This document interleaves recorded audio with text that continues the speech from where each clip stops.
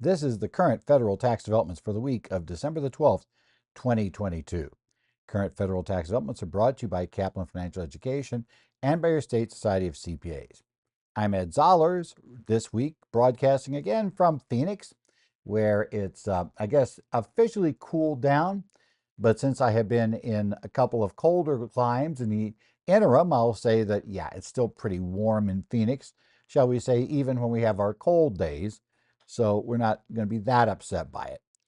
But we got a couple of things this week, which is interesting. Wasn't exactly a whole lot of volume this week in what went on. What was interesting, though, is we had a couple of important things happen. And one of the key ones that came out actually at the end of the prior week, and then we've had the second part follow up at the beginning of this week, was the release of a second set of draft instructions for Schedules K2 and K3 for Forms 1065 and 1120S. And as we'll discuss, there have been some major changes made to the domestic filing exception. Changes that probably will make you happier, maybe not totally thrilled in the way you might be otherwise, but certainly better than the original set we got. And then the IRS this week finally did something with an issue that's been hanging around since earlier this year when they lost cases in the Sixth Circuit and then later lost a case in the tax court regarding issues with the Administrative Procedures Act and Internal Revenue Code Section 6707 Cap A. That deals with the concept of the penalties for failing to disclose listed transactions. Key question being how the IRS goes about adding transactions to that list. Essentially, on now at both the Sixth Circuit and on a published tax court opinion, the IRS has lost where the courts have found that they needed to go through a formal notice and comment period before adding transactions to the list. The IRS this week decided to, okay, we're still not officially admitting that we're wrong, but we are going to go ahead and go through a formal notice and comment period, at least for one, which from the actions we've seen recently or the number of filings we've seen the IRS going after this is a major area for them. We talk about syndicated conservation easements.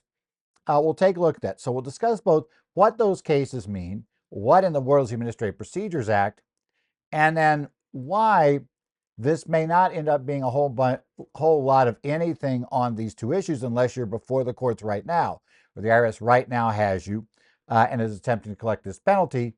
But while it may not change much in the future, by this time next year, we will probably, my guess is, those syndicated conservation easement transactions will be right back as listed transactions, which you will have to file disclosures for. And if you fail to do so, the penalties will still start coming. But we'll talk a bit about that.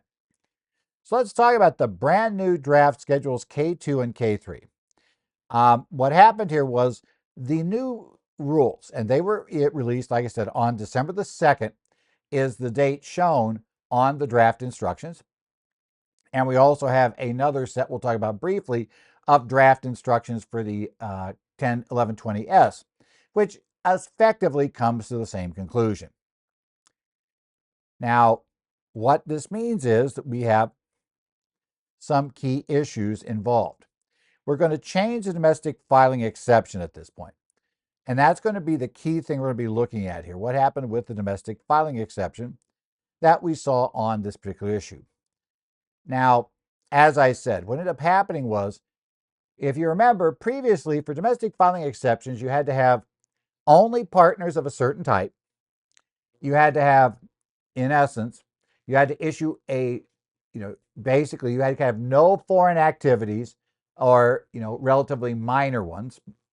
You then had to issue a notice by January 15th to all of your equity holders, telling them that you weren't going to give them a Schedule K3 unless they requested it. Then you were to sit back and watch through February 15th. And if by February 15th, nobody had said, I need a K3, then you would not be required to file either Schedules K2 or K3 with your return. And if somebody did say they needed it, you'd have to file a K3 information with the return for all the partners who said they needed the data. But you wouldn't have to fill in any part of Schedule K2 other than those that you've been told were required by these other partners. So we're going to make a few changes here to see how this works.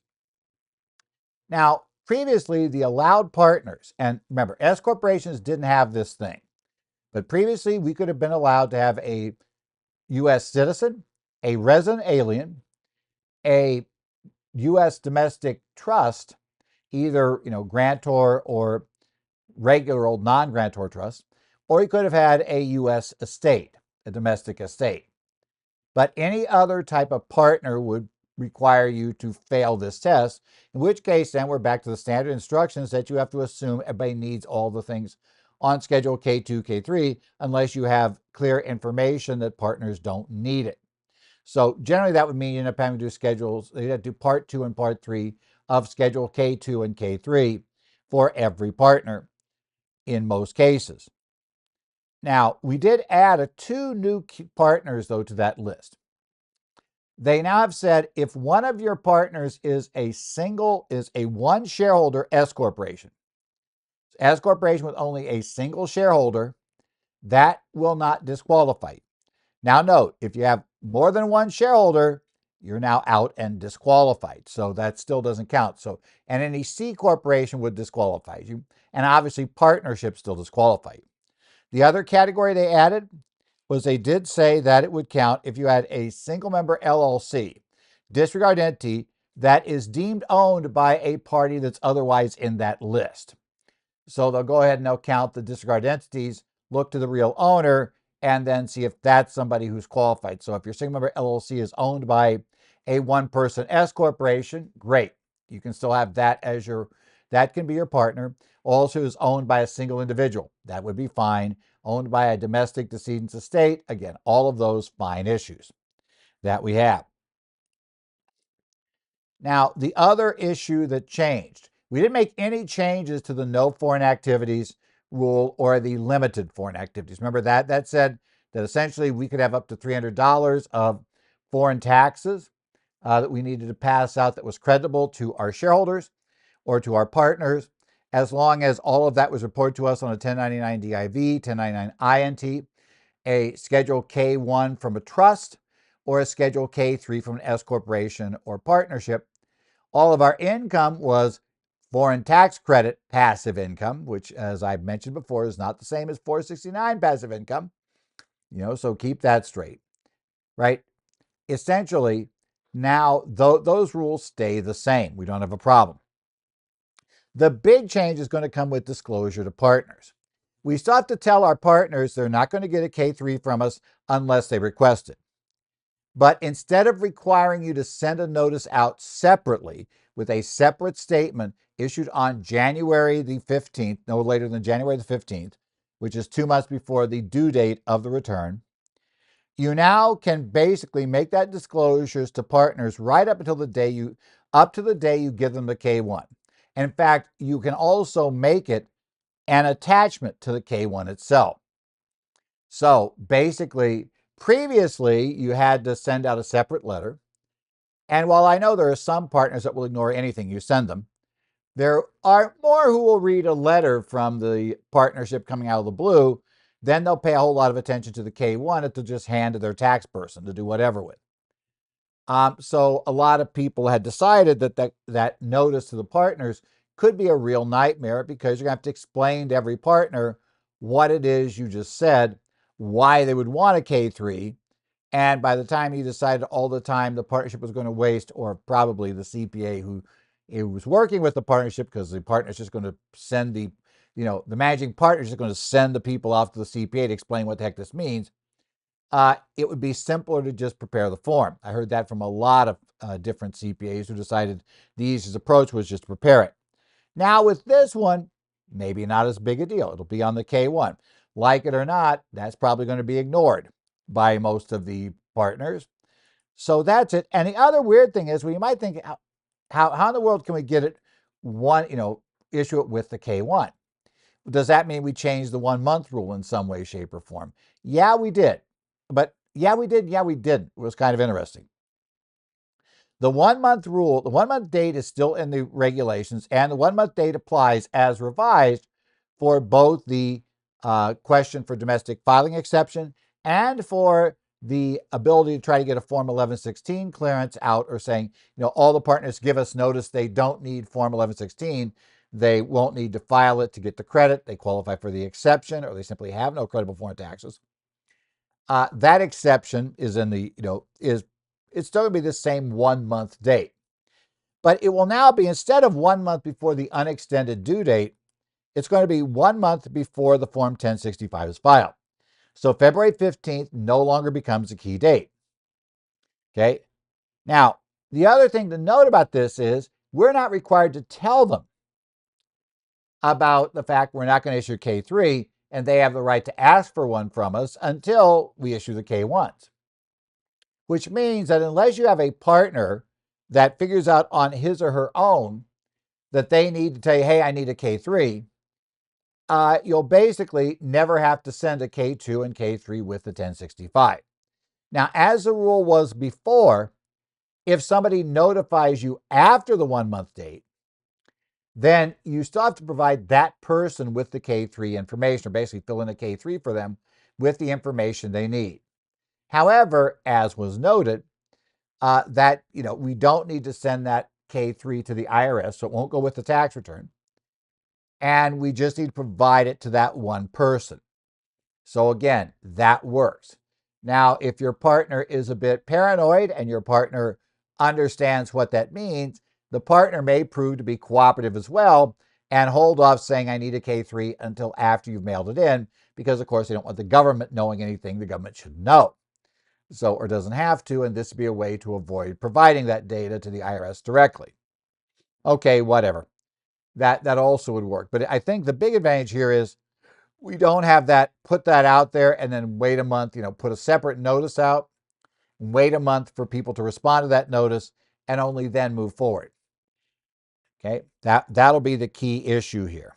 It also, as I said, if you don't qualify for the exception, most likely where this is going to work, where you won't qualify for the exception, but the 1116 exception could still work for you, where every partner by the 1 month date notifies you they're not required to file the Form 1116. If you had credible foreign taxes in the partnership of more than $300, but because we're going to divide that, let's say $500 of tax credit among 5 partners, and let's say they're all even, they each get $100, it's very possible all of them will qualify for the exception to be able to just report the foreign tax credit or the foreign taxes on Schedule 3, Line 1, and just claim the full amount without worrying about the limitation on it.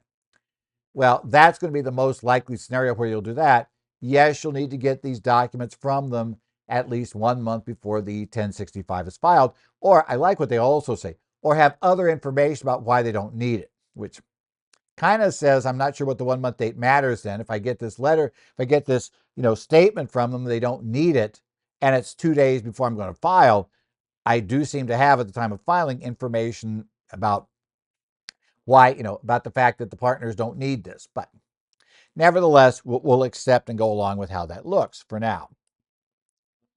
Now, as was true before, if no partner responds before the 1 month date, and you're not even going to probably ask them before the date you file, so it's highly unlikely unless you just have somebody that is deep into tax and somehow figures out I better ask for a K3 just in case they're planning not to issue one because I desperately want that K3 data going to the IRS. I'm not sure you have many clients like that, but you never know. Maybe you'll have somebody.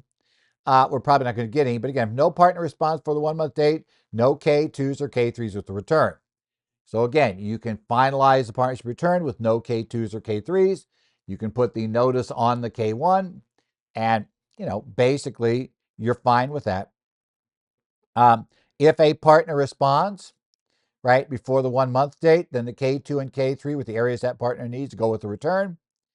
If they respond after the 1 month date, again, they still get a K3. You've got to give it to them within 1 month of the date they ask, or if later the day the 1065 is filed. So again, and the only way that second one seems to work is if you some reason send out a notice ahead of time, or you've got that partner that just likes to be a pain and wants everything done correctly and thinks if the IRS doesn't know about this, there'll be problems on his return. Yeah, okay, whatever. we'll deal with that guy as we have to. Now, on Monday, basically December 6th, or I should say December 5th is the date of the draft, which is Monday. Tuesday was when it actually got posted on our site. We got S Corporation instructions revised, second revision. That followed with similar changes. Now, I know there was at least one notice from a tax news vendor that indicated that the S Corp rules weren't changed at all, but you should be aware that vendor has issued since that time a corrected email that says no, it was changed. And yeah, I was a little confused when I saw that. I was going, it's not changed. I'm pretty sure it was. So I went back and reread to make sure I didn't download something wrong or see something wrong. No, it does. The S Corporation has very similar changes. You can again send the notice that we're not going to send a K3 with the K1 for the S Corporation when you file the return. The 1 month date goes to 1 month, is 1 month before, not one more, but 1 month before filing the 1120S. There's one more on the screen if you're listening to the audio. And the same rules apply about when a notice, who gives notices before or after the 1 month date. About if it's before the 1 month date, K2 goes with the 1120S when we file with the IRS. And a K3 with that data is going to go in as well for all partners that have requested that data. And if it's after the 1 month date, then you only provide the K3 to the requesting partner. So a bit simpler. Now, are we going to get another set of draft regulations? It's always possible there'll be another set of draft instructions. Anything's possible, but I have a feeling that there's a very, very, very good chance that these will get finalized. I think at this point, I'm not sure the IRS is going to give us much more. I think they put the drafts out, though, because I suspect there is a formal process it's got to clear before the regs can become final. So what they're actually telling us is not the regs, but the instructions can become final with a review process inside the IRS. So I think the reality is what they're telling us is here they are, here's how it's going to work. As I said before, I can't imagine the service putting out final instructions or another draft that is less generous than this one. I think they're going to have to at least let people go this route. So my guess is you're probably fairly safe to start planning that this is how the K1, K2 stuff will be done. So if you're planning these big January 15th letters or emails, don't worry about that. I wouldn't be surprised if our tax software vendors end up just having a box somewhere you can check that says we're not going to do, we're not sending K3s unless, and that'll just go on every K1. Be an attachment, a statement attached to the back of it. The other thing you should note, though, is that it does appear this year, still wanting to see the real numbers and still wanting to see exactly how it works, but it does appear that software vendors are likely to better support K2 and K3 this year than they have in the past. By that I mean you should be able to flag, let's say, a U.S. located rental. It's rental only in the U.S. Those were the ones that drove us batty last year because that little partnership that did nothing outside the U.S. still had to do K2, K3 to basically tell us about gross income, break down the gross income, break down the expenses, the interest, where the assets, what the assets values were, etc. All of that had to be broken out. And what was really bad about it was all U.S., everything was U.S., the data was really already been input in the return, but the software vendors didn't have any way to flag it and say that particular rental, it's in the U.S., the property's in the U.S., and and yes, you can use the average value from the depreciation schedule to pick that up. It appears this year we're seeing some of the software vendors will allow you to flag that as U.S. only. Again, I want to see it. I've been told it works that way in Lacerte. It seems like, from what I've read, from what Thomson Reuters has said about UltraTax this year, that it should work there. But I haven't actually had time to run down and confirm yet that that's actually working in UltraTax. And since I don't use Lacerte, I can't say for sure there. But it certainly seems like the sort of thing the vendors should be doing this year. So we'll hope for the best. Next up, we have an IRS announcement and proposed regs. Announcement 2022-28 that came out on December the 6th. The IRS responded to basically what are, two losses in court on a particular issue, actually three. One at a district court, one at the U.S. tax court with a published decision and one in the Sixth Circuit. And the problem became how the IRS adds notices to listed transactions.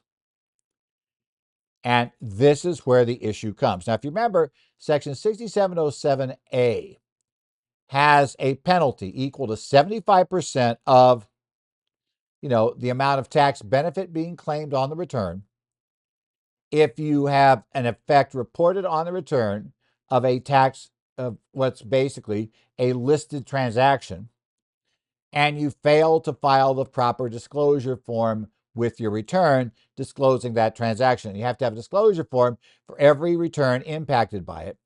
And if the item became listed after the return was filed, you still have to file a revised form or file a revised return and a disclosure statement as long as the statute of limitations was still open on that year's return or carryback or whatever it might be at the time the IRS added this to the listed transaction list. Now, the cases the IRS lost was the case of Mann Construction versus United States. That case primarily dealt with issues related to what was going to be an employee benefit plan with life insurance that the IRS had identified as a listed transaction. The Sixth Circuit, again, said you didn't go through proper procedures, therefore it's not been properly added to the listed transaction list. Therefore, there can't be a listed transaction penalty on this failing to disclose this transaction. That was bad enough when it came down as far as the service was concerned. But later in the year, more significantly from a practical standpoint for the service, was U.S. Tax Court in a published decision. And it was not unanimous, but it was a good chunk, shall we say, it wasn't exactly a close vote, but it was not unanimous. In the case of Green Valley Investors, LLC versus Commissioner, that case involved a syndicated conservation easement transaction. And again, the fight there was whether the IRS, basically, did the IRS not properly add that syndicated conservation easement to the list of listed transactions, meaning they didn't go through the proper procedures. Now, I want to point out something before we go any further. In neither case did the court decide that these items, that the transactions themselves could not be added as listed transactions. They merely decided the IRS didn't go through the proper procedures to do so. So, that's very different. And they also didn't decide in either of these cases whether the taxpayers will actually prevail for the tax treatment in question on the merits. That was also not decided in either of these cases. These cases simply are looking at right now the penalty that would apply simply for not disclosing. And under the 6707 Cap A, if it's a listed transaction, the penalty applies and the IRS has no right to waive it. So that's kind of interesting. Now, we also had a similar result in the case of CIC Services LLC versus United States, which was a U.S. District Court opinion from the District Court of Tennessee, which came out this year. Now, that case is interesting, not so much because, again, it's a district court and, it holding that a transaction wasn't properly handled as listed is probably not a big deal since it's only that district court. But that case was on remand from the U.S. Supreme Court. And this is really what got a lot of this started. The IRS had argued for a while that under the Administrative Procedures Act, or not Administrative Procedures Act, under the Anti-Injunction Act, another act, and this was the case with promoters who have to maintain lists or get nailed with big penalties. And theoretically, those in a transaction would have the similar problem of not, reporting, either report it or risk these huge penalties. The IRS position had been because the Anti-Injunction Act, which generally prevents taxpayers who don't have an actual complaint with the service from challenging a tax ruling, unless there was an actual assessment in front of them. The IRS had said, well, that applies to this. So you guys who are, promoters, if, basically you either have to not keep the list and then wait for us to find you. And then when we find you, then you can raise the question about whether we properly added it or not. But until then, you can't. Same thing for taxpayers.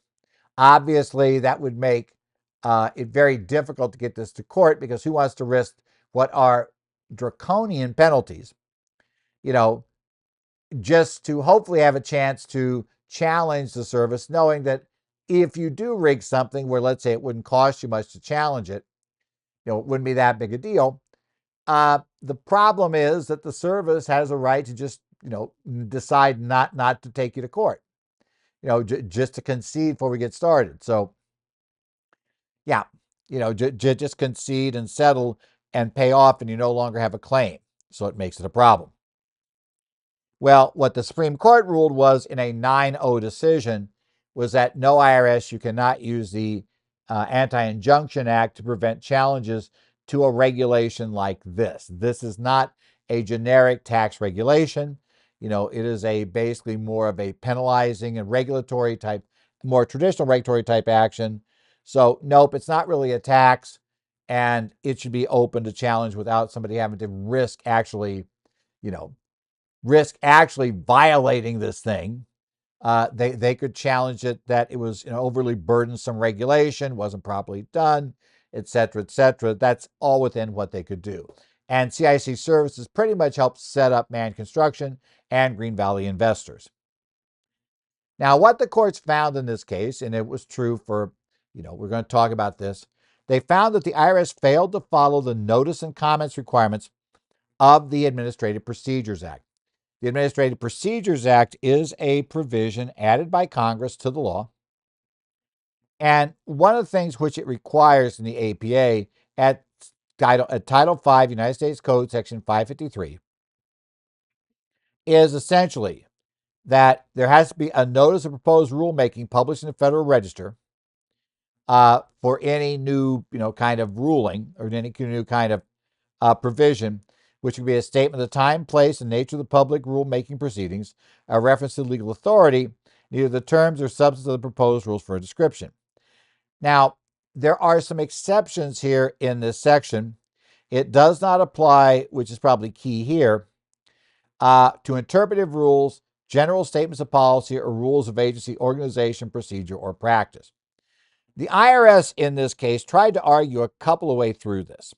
Now, the other thing to note is that Section 6707A says that the term listed transaction means a reportable transaction which is substantially the same as or substantially similar to a transaction specifically identified by the Secretary, meaning the IRS, as a tax avoidance transaction for the purpose of Section 6011. And 6011 was enacted quite a bit earlier, and that particular rule dealt with this concept of a listed transaction. And in that case, it only said the statute stayed open if you didn't notify the service about the listed transaction. So the IRS could challenge it into the future if they weren't properly apprised of the issue. The key question becomes here, does the Administrative Procedures Act cover the Secretary specifically identifying a transaction as a tax avoidance transaction? Now, the IRS tried to argue two different ways that nope, no, we're not. It doesn't affect us. The first thing, and by the way, the courts rejected both of these. They argued first that the very nature of 6707A, where they just identify these transactions, that's not really making a rule.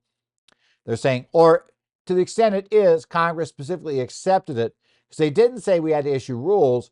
They just said we had to identify them. And once we identify them, then they get added in as a listed transaction. The other argument they tried, which I think had even less backing, is that this was simply an interpretation, that they were just interpreting the law. Okay, the courts skipped both.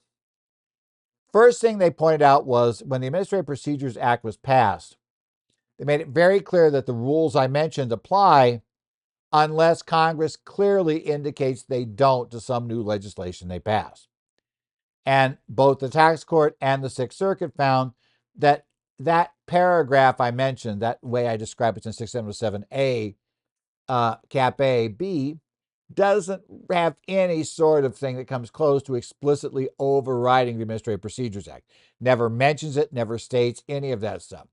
They're saying, so by default, if this is not an interpretive regulation or interpretive rule, then you got to file the notice and comments.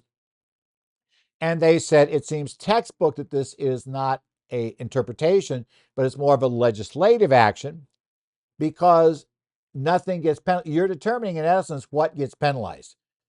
Just like Congress could have obviously said listed transactions are and listed 32 different transactions. But rather than do that, they've given it now the IRS through this program. But that means because they are the agency and not the Congress, they have to go through the notice and comment period. So that was going to be part of it. Now, this announcement tells us that the IRS is still going to challenge on the syndicated conservation easements this issue outside the Sixth Circuit. What that means is that there probably is circuit the IRS has already identified that they would like, or at least circuits, where they would like to bring a challenge believing that they could get a finding in favor of themselves. And they're not going to tip their hand yet saying, yeah, if you're in the Third Circuit, we're going to come after you because we think the Third Circuit's not going to agree with the Sixth in this case. So we don't have that kind of statement. But clearly they're saying they're not yet giving up. They're going to do it. They're going to reserve the right to try to get a circuit to break with them. Now, as a practical matter, you do realize that since the tax court has already said that from their perspective, IRS, you got to go through comment and notice period, and it's a published decision. It does put a little crimp in the IRS's ability to do the exams the way they like to, because obviously what's going to happen is a taxpayer who's facing an assessment based on this will file in tax court, not pay the penalty, file in tax court. They will win there. And the catch is then it's up to the IRS to decide which circuit, if they're going to take it up to the Court of Appeals. So at least on paper, they're holding open the option outside the Sixth Circuit. Inside the Sixth Circuit, they're essentially bound by the fact that that is the law there. And the only way they could overcome the Sixth Circuit rule in the Sixth Circuit would be to take the Supreme Court. And as it might be obvious, if you're going to do that, you could just take this one to the U.S. Supreme Court, or at least try to. I'm not sure the U.S. Supreme Court would hear it at this point because there is no split in the circuit. So, yeah. They're going to look for that and then try to get the Supreme Court to pick it up. Now, what they said, though, was understanding this and because of the confusion result, because the Sixth Circuit have one set of rules, the rest of the country a different one, at least in theory. They're going to begin issuing proposed regulations. And they're going to start with the syndicated conservation easement rules that were covered by the tax court in their case, right? So the tax court case that said syndicated conservation easement rules are invalid. They are now issued proposed regulations in that area. So those proposed regulations, which were issued last week, effectively tell us that, we're going to have these brand new proposed regulations. They're going to put this down as a listed transaction. So they have now officially started the notice period and the comment period. So notice and comment have started. What'll happen in this case, as we get into this, is proposed regulation 1.6011-9 was issued on November 9th. In the preamble to that reg, they tell us they expect to finalize this in 2023. So, and when they do so, they're warning people that even, let's say you're in the Sixth Circuit, now they're not enforcing that there. If you decide to file in the interim in the Sixth Circuit and you don't disclose this transaction in the syndicated conservation easement transaction, and the regulation goes final, they're reminding you have a very short time period to file amended returns for all returns you didn't put the notice on and get that in once this would become final. So as a practical matter, this probably doesn't change much of anything. My guess is they will take this final. My guess is, therefore, it will again become a listed transaction. So if the IRS is already examining you and they've already tried to assess the penalty, and you now can go back and say, nope, can't do that, right? We'll see if they want to risk it taking you to tax court and trying to go to the Supreme Court. But probably by the middle of 23, we'll be back where we were. So any client hasn't had an exam, the IRS isn't hauling them up on this thing, they probably will still have to go back and file the information return. So be aware that may not be that big a thing. Now let's talk about the impact of these decisions, right? You do need to note that this particular section is unique. There aren't many sections I can think of where the service is given the ability to actually add things to the list of what this tax rule applies to. Right? There are a few things out there, maybe potentially. We might see that where the IRS starts to decide what goes in 5, 7, etc. of your property. Decide to change those tables. I guess that could be covered by it. But a lot of the stuff the IRS issues is not in that realm where they could suddenly set the law. They could set their interpretation of the law, but if it's interpretive, it's safe. So, for instance, I've heard people try to claim that, this would have a huge impact on the notices the IRS issued with regard to the employee retention credit. My theory is no, probably not. I think those notices, unlike the ones that we have here in 6707 Cap A, they read way more like interpretation of ambiguous language in the code. Congress never said in the employee retention tax credits effectively the IRS has a right to write, to basically to add provisions to this or do things of that sort. So yeah, I don't see that as being one of those issues. And secondly, when they do say things like that, it used to always be via regulations, and obviously regulations would have notice and comment anyway. So I don't think that's it. I do think that this is a quirky situation, and they spend a lot of time talking about the fact these are legislative regulations. And again, I don't think most of the things you see in IRS notices, announcements, revenue rulings, revenue procedures are interpretive. So what they end up being, so you understand what that is. A notice is effectively the IRS's position with regard to how the law should be properly interpreted. It is subject to review. It's not subject to the same level of review and comment that regulations are. But as a practical matter, it is simply the IRS's argument for the proper treatment. Now, if you can show the error of the IRS's ways, when you go to court, then yeah, the court may very well fine for you in that case. So they don't have the level of deference that a regulation tends to have in that regard. But bottom line, even if they did say somehow this should have been issued as a, with notice and comment, and say, oh, well, you can't enforce that, well, that's fine. Then it just becomes a legal memorandum or part of their brief regarding why this particular treatment didn't work. So again, we're going to be looking at the validity of the arguments underlying the interpretation, and I don't think this makes a huge difference in those areas, but it does surely make a big difference in the 6707 Cap A penalty area, because that's a case where Congress literally gave the IRS the right to write law, and they're going to have to follow these rules in that regard. Other thing to remember, I've definitely heard promoters now starting to ramp up on some of their syndicated conservation easement structures and saying, oh, well, don't worry about them anymore. They work. See, the courts are all for them. No, there's been no ruling on the merits of the case here, right? The merits of the transaction are not addressed in these decisions. What's addressed is whether the IRS properly went through the procedures to add them to the list of transaction. So all that really means is you could still lose. You can still get nailed with the taxes, the interest. You can still get nailed with basically substantial understatement penalties for the years in question on the taxes due. The only thing will happen right now is you won't get that 75% penalty, which isn't a small thing, but that's all that would happen at this point.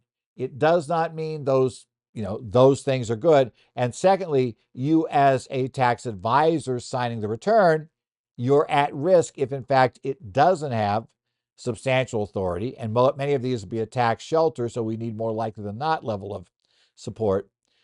You could still be subject to a preparer penalty for going ahead and going along with these. So be aware of that on that side. So these cases tell us nothing about whether these transactions actually work. They just tell us that the IRS has got to follow the law when they decide to add to this list under this special quirk of 6707 Cap A. But it does not say anything about whether these particular transactions are ones that could be properly added had the IRS gone through a notice of comment period, or whether these transactions actually might work or not work for purposes under federal tax law. Those are things to be decided later. I will say for conservation easements, we have had a number of cases where it didn't turn out well for the taxpayer. So in that realm, I don't see any of those where you could say, go back, with the APA, that whole case been decided differently. No, the penalty would have been decided differently, but the actual case for the underlying tax law probably wouldn't have been decided any differently than it was. Okay. And again, it's not clear how many notices would be considered legislative rather than interpretive. And even if a notice is invalidated, you still got to justify your position under the law. Here it's easy because, look, if it's not in the listed transaction list, it's not a listed transaction. It might be a reportable transaction because that is one that's just measured against certain criteria that the transaction meets. So it could be a reportable transaction. Those penalties aren't as significant. But it can't be listed unless the IRS has added it to the list. And therefore, in this case, if the notice is invalidated, saying the notice method you use is not a proper way to add things to this list, well, then that transaction is not listed as of right now. So if you're before the court right this instant, the IRS is going to lose on those penalties. But if it's a notice that's interpreting, let's say like the ones for the employee retention tax credit, then you still got to justify your position based on the law. Even if that notice is invalid, it doesn't mean the IRS can't use that same analysis to argue in court that that's the proper way to view the law. And we know that's going to be their position. So just be aware with how far you go on this. But it was an interesting case for the week. And actually, both of them, I think, are going to have a lot more impact than a lot of stuff we've seen the past few weeks. This has been the current federal tax developments for the week of December the 12th, 2022. Current federal tax developments, as always, is brought to you by Kaplan Financial Education and your state society of CPAs. As always, you can email me, Ed Zollers at currentfederaltaxdevelopments.com, if you want to have a quick question regarding something we discussed here. I also will be monitoring, to some extent, discussion groups for the Arizona, New Jersey, Minnesota, Illinois, and Washington societies of CPAs on their Connect sites, and Idaho's more generic, general purpose, shall we say, discussion site. So you can find me there. I'll sometimes pop up and answer questions there. Otherwise, hope you're having a good week. We are getting to that part of the year. See, I know this part of the month as by next week, which is the week that we get to the following Sunday will be Christmas. This is when CPAs are finished up their CPE for the year.